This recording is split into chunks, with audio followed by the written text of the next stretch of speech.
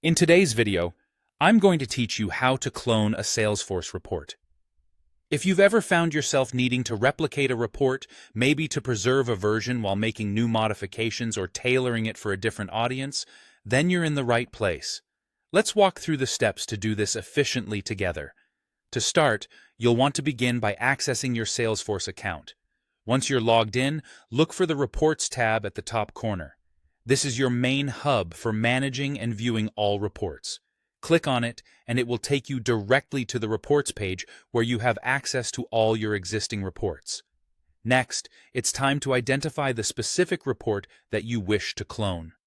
You might have a long list to go through, but don't worry. If you want to speed things up, you can use the search function to locate it quickly. Just type the name of your report in the search bar.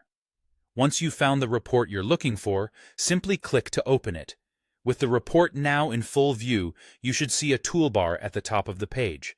This will allow you easy navigation and options for editing. Now, focus on the top right corner of your screen. There, you'll notice a button labeled Edit with a small downward arrow next to it. Click this arrow to reveal a drop-down menu. From the options available in this menu, the one you're looking for is Save As. Go ahead and select it.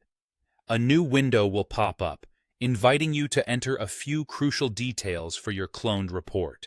Here, you'll have the chance to give your report a new name. By default, Salesforce might suggest something like copy of your report name. You're welcome to keep this default for convenience or customize it with a name that's more descriptive and fitting for your needs.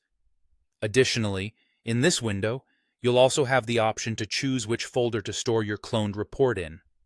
You might want to keep it in the original folder or move it to a different one for better organization. This choice is entirely up to you and how you prefer to structure your folders. Once you've entered your desired information and made your selections, the final step is to hit the Save button.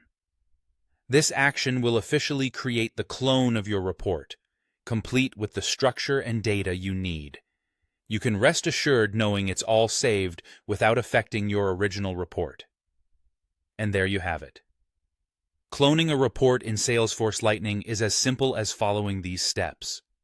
Whether you're preparing for new insights or sharing with other team members under different criteria, you now have the power to easily create duplicates and tailor them to your specific needs.